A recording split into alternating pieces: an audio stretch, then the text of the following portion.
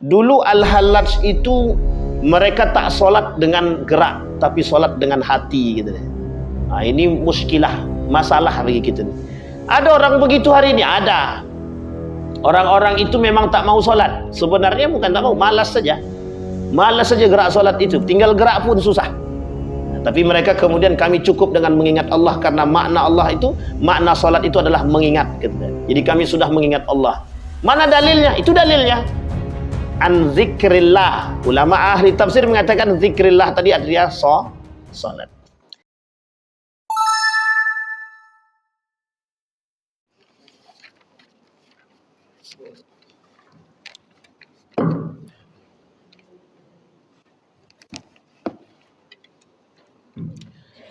A'udzu billahi minasy syaithanir rajim. Bismillahirrahmanirrahim. Assalamualaikum warahmatullahi wabarakatuh. Alhamdulillahi rabbil alamin. Alhamdulillahilladzi arsala rasulahu bil huda wa dinil haqq liyudhhirahu 'alad dini kullih wa kafa billahi syahida. Asyhadu an la ilaha illallah wahdahu la syarika lah wa asyhadu anna Muhammadan abduhu wa rasuluhu la nabiyya ba'd. Allahumma salli wa sallim wa barik ala hadzal nabiyil karim. Allahumma salli ala Muhammad wa ala ali Muhammad fil alamin innaka Hamidum Majid. Ya ayyuhalladzina amanu taqullaha wa qulu qawlan sadida yuslih lakum a'malakum wa yaghfir lakum dhunubakum wa may yuti'illaha wa rasulahu faqad faza fawzan 'azima. Wa qala Allah ta'ala ya ayyuhalladzina amanu la tulhikum amwalukum wala auladukum an dzikrillah wa may yaf'al dzalika fa ulaika humul khasirun. Shadaqallah. Puji syukur kehadirat Allah atas limpahan rahmat, dengan selalu mengucapkan rasa syukur kepada Allah dengan mengucapkan alhamdulillahirabbil alamin.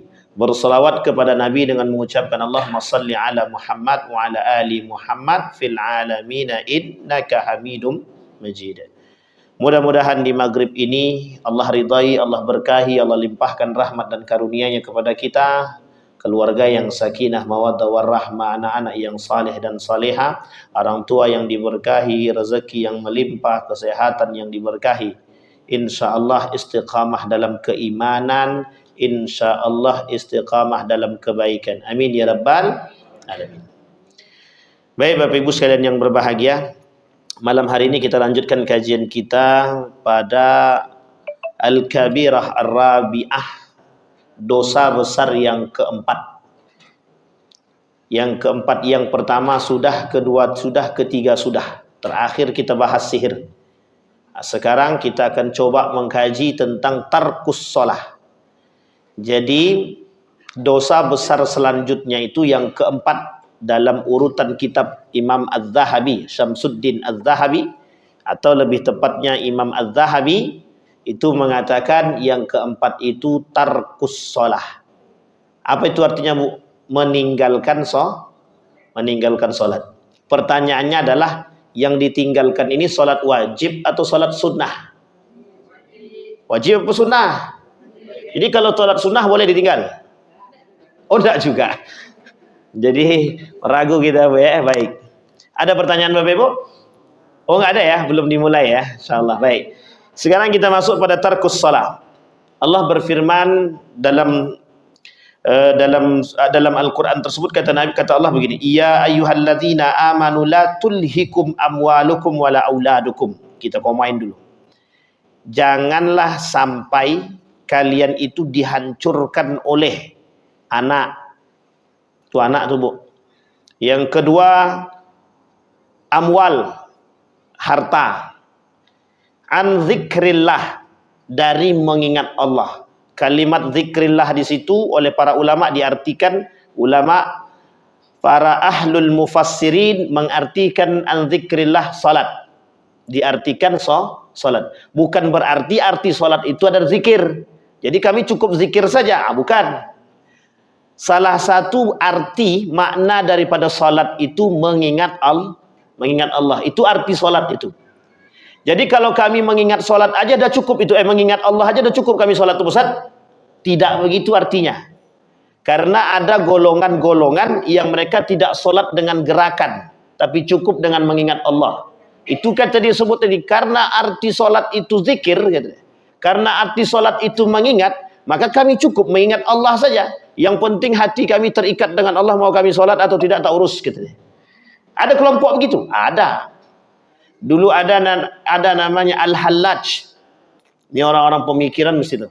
Dulu Al-Hallaj itu mereka tak solat dengan gerak, tapi solat dengan hati, gitu. Nah, ini muskilah, masalah bagi kita nih. Ada orang begitu hari ini, ada. Orang-orang itu memang tak mau solat. Sebenarnya bukan tak mau, malas saja. Malas saja gerak solat itu. Tinggal gerak pun susah. Nah, tapi mereka kemudian kami cukup dengan mengingat Allah, karena makna Allah itu, makna solat itu adalah mengingat, gitu. Jadi kami sudah mengingat Allah.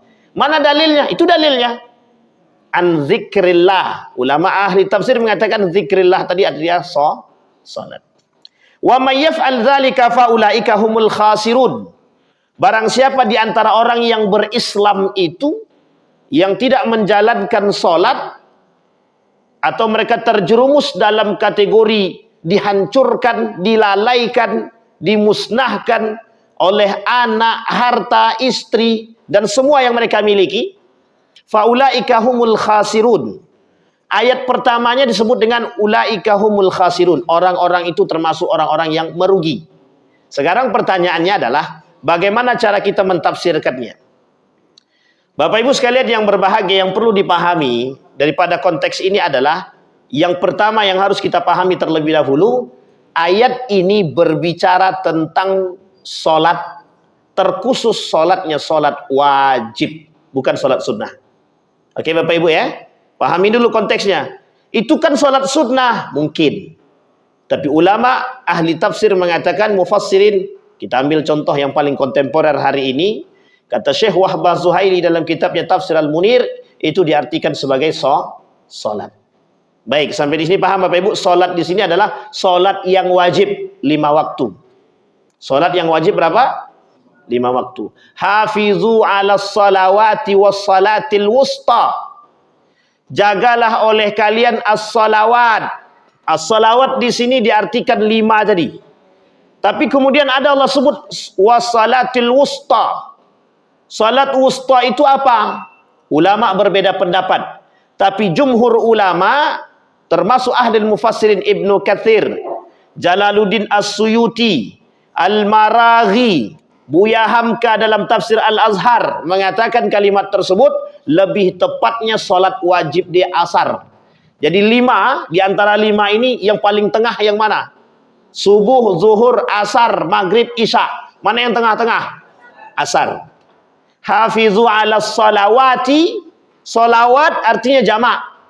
Salatun 1, salatani 2, salawatun lebih dari 2. Maka ditafsirkan oleh para ulama, itu diartikan ayat tersebut tentang salat 5 waktu.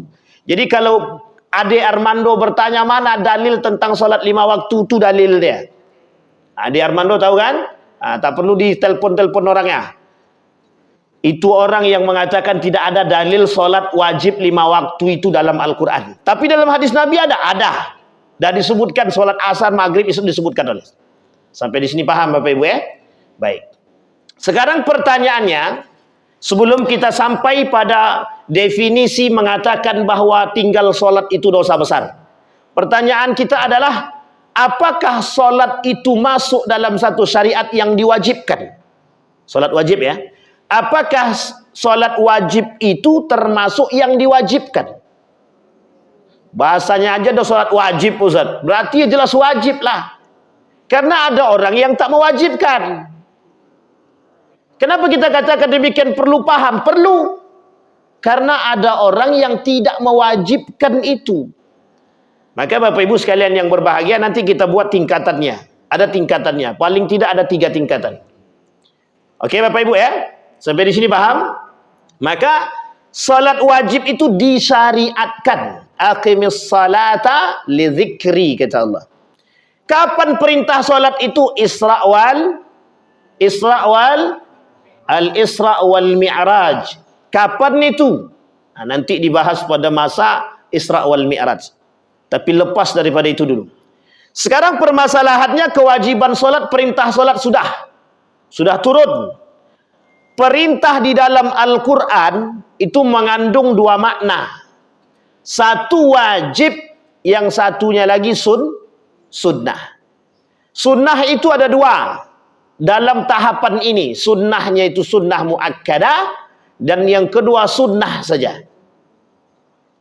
Maka solat ini, perintah solat ini di dalam Al-Quran apakah pada kalimat, pada arti wajib atau pada arti sunnah muakkadah? Maka ulama berpendapat makna hafizu, makna aqimis shalah itu diartikan sebagai kata perintah yang berartikan wajib. Bagaimana kondisi wajibnya? Mutlak atau tidak mutlak? Mutlak. Muqayyad, dia terikat, yang tak menjalankannya nanti ada kaitannya. Maka nanti kaitannya dengan apakah solat, meninggalkan solat, adakah orang yang mengingkari solat, adakah orang yang tidak melakukan solat, bagaimana, itu dosanya beda-beda. Kalau dia mengingkari solat nanti lain dosanya, kalau dia kemudian tidak solat lain dosanya, kemudian kalau dia tidak mau melaksanakan solat dan dia ajak orang lain untuk solat, bagaimana? Itu lain dosanya itu. Bagaimana kemudian kalau dia mencaci maki orang-orang yang sholat? Itu lain pula ceritanya.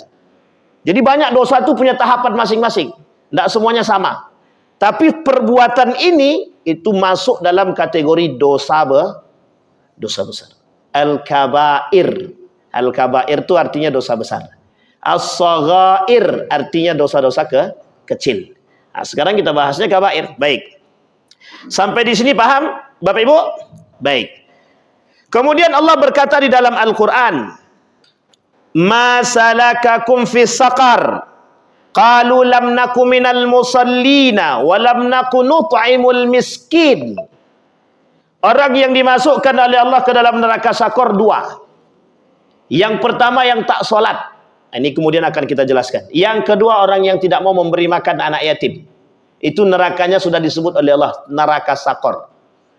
Orang yang tidak mau memakan harta anak yatim dan orang yang memakan harta anak yatim. Orang yang tidak mau memberi makan kepada anak yatim, yang melarang orang memberi makan anak yatim, dan yang memakan harta anak yatim sama. Tapi tingkatannya beda-beda, beda-beda. Ketiga-tiganya dosa besar. Tapi nerakanya beda-beda. Nanti kita sebutkan. Oke Bapak Ibu, paham sampai sini Bapak Ibu ya? Sekarang kita masuk lagi. Yang kedua sudah, sekarang yang ketiga. Tadi definisi kewajiban sholat. Sekarang mengapa kok meninggalkan sholat disebut dengan dosa besar? Baik, Bapak Ibu, rukun Islam yang pertama syahadat. Yang kedua sholat. Yang ketiga, baik, Bapak Ibu sudah syahadat? Kapan syahadatnya? Kemarin gitu deh. Belum pernah murtad. Jadi ngapain kita syahadat? Jelas dari dalam kandungan. Apa kata Allah dalam Al-Quran itu? Apa kata dia Pak Ustaz? Di dalam Al-Quran itu Allah sebut. Bala alastu birabbikum qalu bala syahidna. Jadi itu syahadat kita pertama. Jadi kalau dia tak bersyahadat, apa kata Allah dalam Al-Quran? Wahai yang ada di dalam janin, yang ada janin yang ada di dalam rahim ibu-ibu, gitu dia. Kau mau keluar tak? Ini bahasa Allah gitu ya. Kita bahasa sederhana kan. Mau keluar tak? Kalau tak mau keluar ya sudah matilah dalam, gitu dia kan. Mau keluar, mau. Ada syarat. Apa syaratnya? Bersaksi dulu bahwa aku Tuhanmu. Apa kata dia? Qalu alastu birabbikum? Apakah aku ni Tuhanmu? Jawaban daripada janin tadi, qalu bala syahidna. Ya, kami bersaksi bahwa engkau Tuhan kami. Maka barulah kemudian bisa melahirkan. Kalau tidak, tak jadi lahir. Tak jadi dikeluarkan. Kenapa? Masuk dalam janin saja sudah mulai menentang Allah, apalagi kelak selesai kelahir.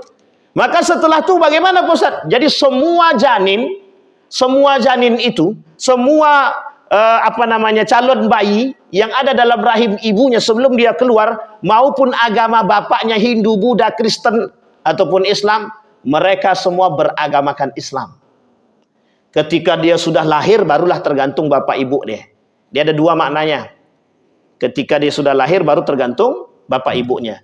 fa abawaihi yuhawidanihi am yumajjisanihi am yunassiranihi. Tergantung bapaknya. Diyahudikan apa tidak? Dinasranikan atau tidak? Atau dimajusikan? Kenapa tak disebutkan Islam di situ? Uang sudah Islam kok. Nah, makanya tak disebutkan dalam hadis tersebut diislamkan. Hanya disebutkan 3. Yunassiranihi am yumajjisanihi am Yahudi yuhawidanihi am yumajjisanihi am yunassiranihi. Tergantung. Yahudi kah dia? Majusi kah dia? Nasrani kah dia? Tapi apakah itu seutuhnya peran orang tua, Pak Ustaz? Tidak. Ada orang tua yang muslim tapi anaknya tak muslim. Ada orang tua non-muslim tapi anaknya muslim. Berarti apa yang menyebabkan itu berubah, Pak Ustaz? Lingkungan. Maka makna abawaihi itu sebenarnya dimaknai banyak juga. Tidak hanya orang tua tapi pengaruh orang-orang dewasa. Artinya apa? Lingkungan juga mampu membentuk. Wong tinggalnya di perkampungan, mohon maaf, Nasrani. Dia sendiri yang muslim orang tuanya. Tiba-tiba dia lahir, kemudian terpengaruh dengan kawan-kawan dia, mungkin masuk Nasrani, mungkin saja. Atau sebaliknya, ada non-muslim, Nasrani misalkan, tinggal di kawasan orang-orang muslim. Setiap hari mendengar orang mengaji, mendengarkan azan, mungkin atau tidak Allah kasihkan hidayah kepada dia? Mungkin sangat. Bisakah dia masuk Islam? Bisa sangat. Orang yang sering-sering mendengarkan qiraatul Quran, lantunan ayat suci Al-Quran, lama-lama hati dia beku. Lama-lama hati dia lembut. Yang tadinya keras bisa lembut. Abu Jahal dengan Abu Lahab itu bisa hati dia luluh ketika mendengarkan Nabi mengaji. Dia sering setiap malam ngintip Nabi itu. Dia tak mau kasih tahu orang-orang, tapi dia setiap malam dia ngintip Nabi. Dia ngintipnya sama Nabi itu. Jadi dia keluar dari rumah dia. Bapak Ibu kalau nanti Jabal Qubais tahu ya, ada Masjidil Haram, di atas Masjidil Haram itu ada gunung sebelah kiri di pintu 3. Di WC 3 itu naik di atas ada bukit. Di atas bukit itu namanya Jabal Qubais namanya. Di situ dulu Umar bin Khattab nantang orang. Orang Quraisy yang paling kuat sini naik ke atas gitu. Gelut kita gitu. Tapi tidak ada naik karena udah tahu siapa ya Umar bin Khattab. Tak jauh dari turun ke bawah, sebelah kiri dia, dekat belakang pintu Babu Salam. Tak jauh dari situ. Nanti Bapak Ibu naik ke atas agak tinggi sedikit. Ada rumah Nabi. Di samping rumah Nabi tak jauh sebelah kiri. Nanti naik ke atas itu yang sekarang bekas WC. Sudah jadi WC. Itu rumah Nabi Abu Lahab dulu. Jadi Abu Lahab itu begitu dulu. Seketika Nabi lahir, apa kata dia kepada Suwaibah? Kau bebas. Kau bebas. Jadi dia kasih kesempatan kepada Suwaibah untuk bebas ketika dia sudah. Suwaibah ini memberikan, Suwaibah ini selalu mendampingi Siti Aminah sampai Aminah melahirkan. Sehingga kata Abu Lahab, kau bebas. Nah, Suwaibah itu adalah wanita pertama yang menyusui baginda Nabi Muhammad SAW setelah ibunda tercinta. Selama ini dalam sejarah siapa yang menyusui baginda Nabi? Halimatus Sa'diyah, itu nomor 3. Nomor pertama itu Suwaibah. Sejarah mengatakan dalam Ar-Rahiq Al-Makhtum itu jelas. Yang pertama Suwaibah. Yang kedua siapa? Bukan Halimah, Ummu Aiman. Budak daripada Aminah. Nah, jadi singkat cerita begitu. Di atas itulah Bapak Ibu Abu Lahab itu. Abu Lahab sering datang ke rumah Nabi untuk mendengarkan Nabi ngaji. Sering. Ketika dengar Nabi ngaji, hati dia senang. Karena sebenarnya dia percaya. Hanya saja kalau sempat Abu Lahab masuk Islam, maka Nabi berbohong. Tapi Allah sudah skenario Allah. Makanya kalimat tabbat siyada abi lahabi wa tabb. Andai kata Abu Lahab bersyahadat ketika itu, ayat itu tak berlaku. Ayat itu tak berlaku. Sampai di sini paham Bapak Ibu ya? Ini sejarah. Nah, sering mendengarkan itu. Nah, kembali. Masalakakum fi saqar? Qalu lam nakum minal musallin. Kenapa salat ini menjadi sebuah kewajiban? Dan mengapa dia masuk dalam kategori dosa besar? Karena di dalam salat ini, boleh buka dalam kitab Asrarus Salah, karangan Imam Al-Ghazali atau karangan Abdurrahman Siddiq Al-Banjari. Ada ulama besar Indonesia namanya Abdurrahman Siddiq Al-Banjari. Salah satu penyebab kenapa orang yang tidak melakukan salat itu dianggap pelaku dosa besar, karena dia telah mengingkari rukun Islam. Sampai di sini paham Bapak Ibu? Rukun Islam. Solat masuk rukun apa tidak? Salah. Ya, solat masuk rukun atau tidak? Masuk rukun apa dia? Rukun Islam. Sekarang pertanyaannya, rukun Islam itu apa? Rukun itu di dalam syahadat itu apa? Di dalam Islam itu rukun itu apa? Pondasi yang tinggi, pondasi yang kuat. Kalau orang tak punya pondasi, hancur apa tak hancur? Tapi kan masuk Islam itu cuma syahadat aja Pak Ustaz. Betul. Tapi kan masih ada yang lain. Masih ada yang lain. Orang kalau dia tak syahadat, orang bersyahadat. Ketika dia bersyahadat, kemudian mohon maaf, dia percaya dengan dukun. Batal tak syahadat dia? Bisa batal syahadat dia, bisa keluar daripada Islam. Sekarang pertanyaannya, kalau ada orang yang tidak melaksanakan solat, solat masuk rukun atau tidak? Ada orang yang tidak solat, kira-kira batal apa tidak syahadat dia? Berani bilang batal? Harus berani. Harus berani. Salah satu penyebab rusaknya iman seseorang, nawaqidul iman, pembatal iman itu adalah meninggalkan solat. Dan salah satu termasuk yang membatalkan keislaman seseorang, solat juga. Meninggalkan solat. Bisa membatalkan? Bisa. Bisa membatalkan Islam? Bisa. Bisa membatalkan syahadat? Bisa. Kalau mereka mengingkari solat, tak ada guna syahadat dia. Itu apapun yang dia buat tak bernilai di hadapan Allah sampai dia bertaubat. Okey, baik, kembali. Sudah dapat inti poinnya Bapak Ibu? Kenapa Allah mengancam orang-orang yang meninggalkan solat itu masuk dalam kategori pelaku dosa besar, dan ancamannya banyak. Tidak dilihat oleh Allah, tidak diajak berbicara, kemudian tidak disucikan, bagi mereka azab sangat pedih, kemudian Allah melaknat dia. Nah, azab yang sangat pedih itu apa? Dimasukkan ke dalam neraka sakar. Itu kalau yang meninggalkan solat. Ingat Bu ya, meninggalkan solat. Kalau dia mengingkari solat, bukan meninggalkan, mengingkari solat. Seperti Adi Armando itu mengingkari solat. Bukan tidak melakukan solat, sudah tidak melakukan solat dan dia mengingkari solat lagi. Nah, sampai di sini paham Bapak Ibu ya? Itu orang seperti itu masuk dalam kategori munafik. Dia tak dalam neraka sakor, tapi dia masuk dalam neraka jahanam karena dia munafik. Perlu saya sebutkan karakteristik orang-orang munafik? 30 ciri orang munafik, kata Dr. Ed Al-Qarni. Mau kita sebutkan? Nanti Bu, tenang. 30 itu banyak, itu tak sedikit. Sempat disebut semua, berpikir saya yakin. Kami dah bahas ini 30 tanda munafik ini di Masjid Al-Irham, tak jauh dari sini.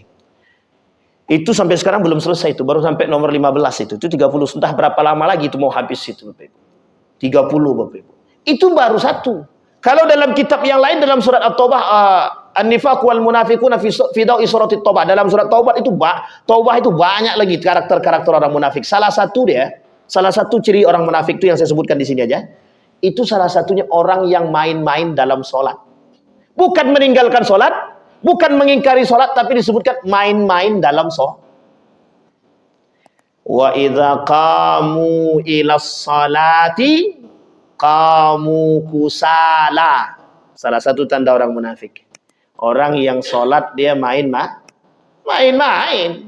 Allahu Akbar.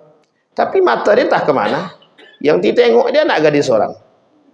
Atau lain daripada itu, main-main kepalanya. Tak diganggunya orang. Dah tua. Tapi mohon maaf, dia solat dia tak serius. Orang munafik memang begitu solatnya. Orang munafik itu satu, malas. Yang kedua tak mau solat. Yang ketiga suka ganggu orang. Yang keempat diajak orang lain untuk tidak solat. Nah, itu ciri-ciri orang munafik. Ada lagi, ada. Kemudian diajaknya orang untuk mencaci maki orang-orang yang solat. Nah, itu tengok imamnya itu. Imam tu aja, imam panjang kali ayatnya.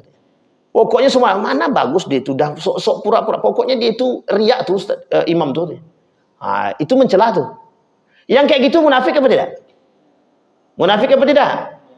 Masuk dalam kategori nifak, penyakit dalam hati dia. Punya penyakit nifak. Hati-hati Bapak Ibu, berat itu. Maka kapan waktu kita bahas itu. InsyaAllah kalau panjang umur kita bahas. Sampai di sini paham Bapak Ibu? Baik. Sekarang pertanyaannya adalah, tadi sudah kita bahas, apa yang menyebabkan, mengapa Allah mengatakan, mengapa Imam Az-Zahabi mengatakan bahwa salat ini masuk dalam neraka, masuk dalam kategori dosa besar. Karena Satu, mereka sudah mengingkari rukun Islam. Yang kedua, mereka sudah tidak taat kepada Allah. Orang yang tak taat kepada Allah itu masuk dalam kategori dosa besar. Dia tak taat. Yang ketiga, dia berkhianat kepada Allah. Dia berkhianat kepada Allah. Orang yang berkhianat kepada Allah kira-kira dosa besar apa tidak?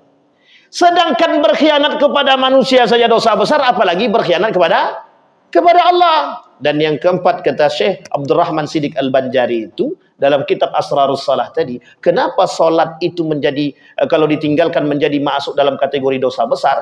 Karena di dalam solat itu penghambaan diri yang paling tinggi. Makanya Bapak Ibu sekalian yang berbahagia, solat itu mampu merubah karakter orang. Jadi dia solat Pak Ustaz, tapi tangannya mencuri, berarti solatnya tidak benar. Dia solat Pak Ustaz, rajin di solat, duha oke, tahajud jalan. Solat 5 waktu dia masjid, tapi dia masih korupsi Pak Ustaz. Itu berarti solatnya belum sempurna. Begitu, iya. Kalau benar solatnya tidak mungkin bermaksiat. Kalau betul solat seseorang, itu tidak mungkin bermaksiat, tidak mungkin. Kalau benar solat seseorang, dia tidak mungkin mencela orang. Kalau benar solat seseorang itu, dia tidak mungkin melakukan keburukan, penganiayaan, korupsi, mencuri, dan lain sebagainya. Itu tidak mungkin. Apalagi tidak melakukan keadilan. Itu tidak mungkin. Berarti solat dia tidak mampu mempengaruhi diri dia. Inna salata tanha anil fahsyai wal munkar. Orang yang solat, yang benar solatnya, itu mampu menjaga lisan dia. Tidak melakukan perkataan kotor, tidak melakukan perkataan keji, tak mencaci, tak memaki, tak menggibah. Sekarang kalau masih ada mak-mak yang menggibah, berarti ngapain di solat? Kira-kira ibu-ibu masih gibah enggak? Enggak tahu Pak Ustaz. Itu menjadi masalah kita sekarang nih. Masih sering gibah, Bu? Sekarang enggak, ya enggak sekarang. Dalam masjid, di luar masjid kita tak tahu gitu. Tapi insya Allah ibu-ibu masjid silaturahim ini insya Allah baik-baik semua. Di dalam ya, di luar baik juga insya Allah. Amin. Maka kata mereka, itu yang pertama fahsya, yang kedua mungkar. Mesti mereka tidak akan melakukan kemungkaran. Tapi ada kok orang sholat tapi kemudian dia minum khamar. Ada orang sholat kemudian main riba. Ada yang sholat? Ada? Main riba dia? Main. Ini penting ini Bapak Ibu. Dia sholat jalan, riba juga jalan. Kalau bahasa lainnya, ngambil pahala oke, kemudian maksiat oke. Sekarang kira-kira mau dimasukkan kemana itu? Mau neraka apa surga itu? Surga oke, neraka oke. Pilih mana deh? Abu-abu.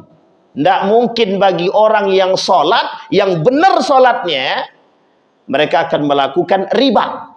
Bermain dengan riba. Itu tidak mungkin. Sampai di sini paham Ibu-ibu? Bapak Ibu paham ya? Jadi ini kondisi.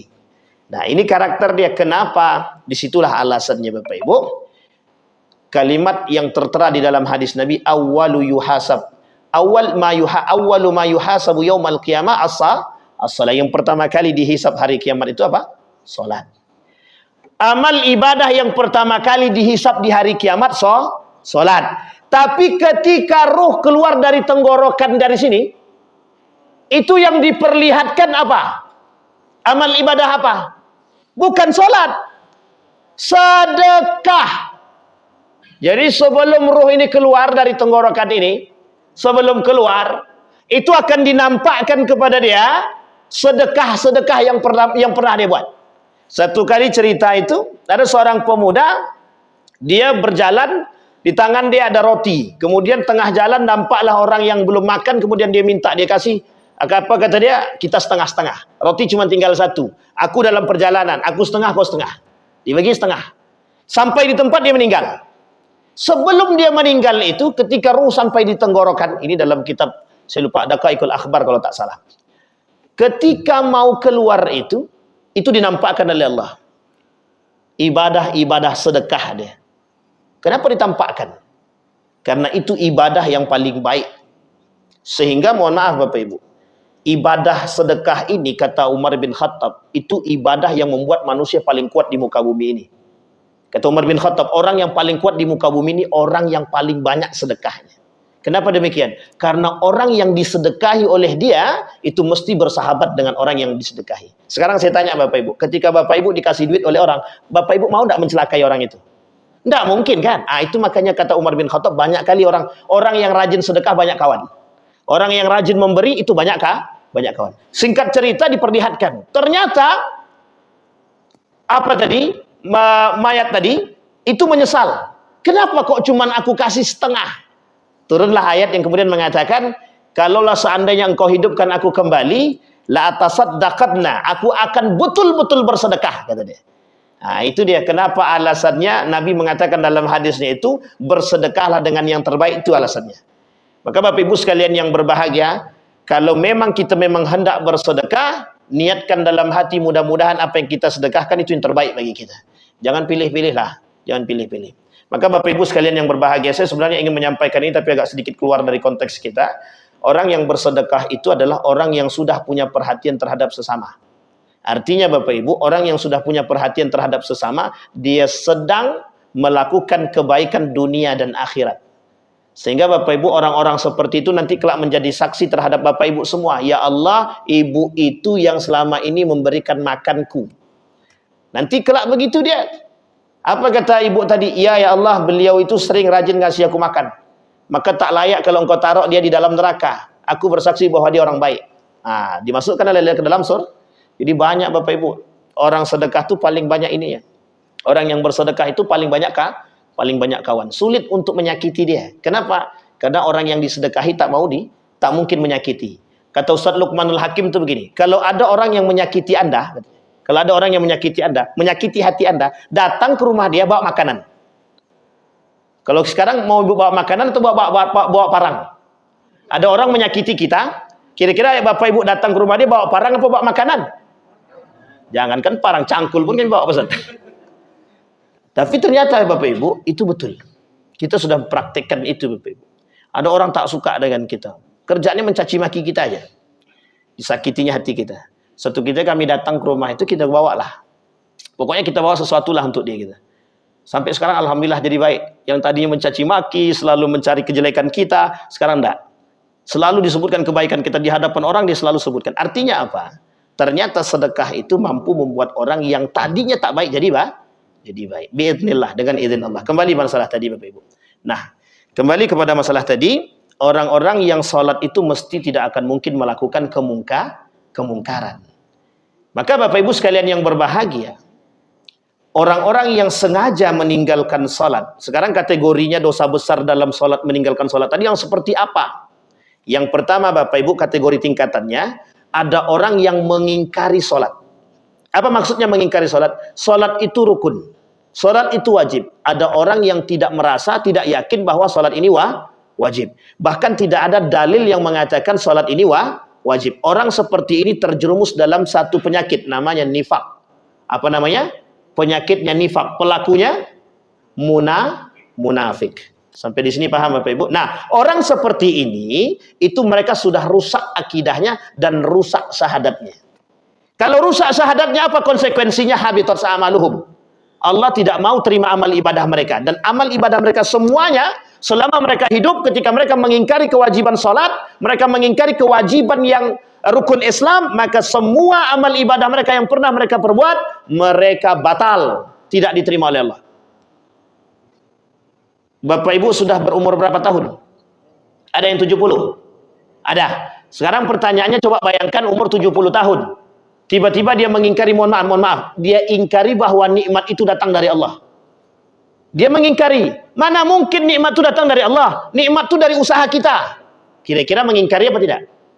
Pertanyaannya adalah, rusak anda akidah dia? Rusak. Allah itu Razak, pemberi rezeki. Ulah kita pahami bahwa Allah itu tidak pemberi rezeki. Kira-kira rusak apa tidak? Rusak 70 tahun umurnya, beribadah selama 60 tahun, anggaplah dewasa di umur 13. Mulai balik misalkan, mulai terhitung 13 tahun atau 15 tahun lah. Berarti berapa lama? 60-70 dikurangi 15 jadi 55 tahun. 55 tahun dia beribadah sia-sia di hadapan Allah. Habitat a'malahum. Dihapus oleh Allah, dibakar sama Allah. Habis. Tak tersisa apa? Tidak. Seperti debu di atas batu ketika angin bertiup, Fuah, kata angin. Hilang debu tadi. Artinya apa? Tak bersisa amal ibadah kita. Itu yang pertama. Orang munafik yang mengingkari kewajiban salat. Yang kedua, ada orang yang tidak mau salat. Ini yang disebut dengan fasik. Apa yang kedua? Fasik. Dia tahu kewajiban salat tapi dia tak salat. Fasik. Orang kedua inilah kemudian yang dimasukkan oleh Allah ke dalam neraka sakar. Neraka apa? Fasik dia. Dia tahu kewajiban salat tapi dia tak jalankan salat tadi. Fasik dia. Sekarang pertanyaannya adalah, adakah orang yang sengaja meninggalkan salat? Oke, sekarang kita urut. Ini kita urut dulu. Kita sampai pada nomor yang kedua ya, tingkatan orang yang meninggalkan salat yang kedua. Yang pertama tadi mengingkari salat, yang kedua meninggalkan salat atau fasik. Nah, dalam meninggalkan salat ini ada tingkatan lagi. Apakah dia sengaja meninggalkan salat atau tidak sengaja meninggalkan salat, atau memang dalam keadaan darurat dia meninggalkan salat? Baik, kita masuk yang pertama. Yang pertama ada orang yang sengaja meninggalkan salat. Orang yang sengaja meninggalkan salat, dialah yang disebut oleh Al-Quran. Yang mereka terjerumus dalam neraka sakar, yang Allah masukkan mereka ke dalam neraka sakar. Bersama orang-orang yang tidak mau memberi makan anak yatim yang kesusahan. Dimasukkan ke dalam neraka sakar. Itu dia Bapak Ibu. Ancamannya apa? Neraka. Nerakanya apa? Neraka sakar. Siapa mereka yang sengaja bila uzrin meninggalkan salat? Bapak Ibu sekalian yang berbahagia, saya ingin katakan saking pentingnya salat tadi. Bapak Ibu dalam pesawat, dalam 4 mazhab itu cuma satu yang membolehkan bertayamum, Imam Abu Hanifah. Yang lainnya tak boleh bertayamum dalam pesawat. Yang lain tak boleh. Artinya apa? Saking pentingnya salat tadi Bapak Ibu tidak wuduk, Bapak Ibu tidak bertayamum dalam pesawat kesusahan. Sementara Bapak Ibu harus salat. Maka diperbolehkan oleh para ulama salat lihurmatil wakti. Hanya salat untuk menghormati waktu. Saking tidak bolehnya meninggalkan salat. Tetap salat. Meskipun tidak berwuduk, meskipun tidak bertayamum. Apa maksudnya? Salat lihurmatil wakti. Salat hanya untuk menghargai waktu, menghormati waktu. Itu yang pertama. Bayangkan saking pentingnya salat. Yang kedua, saking pentingnya salat itu tidak ada sama sekali, apa maksudnya? Tidak ada sama sekali keringanan bagi orang yang meninggalkan salat. Sakit dia salat. Misal sakratul maut dia. Bukan sakratul maut, anggaplah sakit dia tak bisa duduk, tak bisa berdiri, tak bisa segala macam, cuma bisa baring. Maka apa yang harus dia lakukan? Cukup dia salat dalam keadaan saking pentingnya salat. Saking pentingnya salat. Sampai di sini paham Bapak Ibu? Artinya apa? Begitulah cara Allah ingin memberikan kepada mereka bagaimana caranya harus taat dan wajib melaksanakan salat. Allah tekankan di situ. Jangan sampai tinggalkan salat. Ternyata dampaknya adalah orang yang meninggalkan salat itu adalah orang yang telah merusak diri dia pribadi. Jadi Bapak Ibu sekalian yang berbahagia, kalau pengen tahu karakter orang yang baik, tengok salat dia. Dan itu sudah diuji Bapak Ibu. Seorang pakar psikologi itu menguji orang yang taat beribadah, terkhusus pada aspek sholat. Apa kata dia? Dalam aspek psikologi, ternyata orang yang sholat itu lebih baik karakter dan akhlaknya ketimbang orang yang tak sholat. Coba bayangkan. Itu secara ilmiah, yang dulu belum pernah didapatkan, sekarang ditemukan. Ternyata karakter sholat yang benar itu mampu merubah karakter orang yang tadinya tak baik bisa jadi baik. Berarti betul apa tidak? Perkataan Allah dalam Al-Quran, inna salata tanha anil fahsyai wal munkar. Betul apa tidak? Betul sangat. Terakhir sebelum kita tutup Bapak Ibu. Jadi tingkatannya tadi apa? Yang pertama, orang yang sengaja meninggalkan salat. Kita baru masuk pada aspek itu. Sekarang yang kedua, nanti yang lain kita sambung di pertemuan yang akan datang. Yang kedua itu ada orang yang tidak sengaja meninggalkan salat. Atau bahasa lainnya ada namanya rufi al-qalam. Orang-orang yang mohon maaf, mereka tertidurlah, alarm sudah hidup, tapi mereka masih tidur, tidak bangun. Itu mati apa tidak tuh? Tengok dulu, jangan-jangan mati.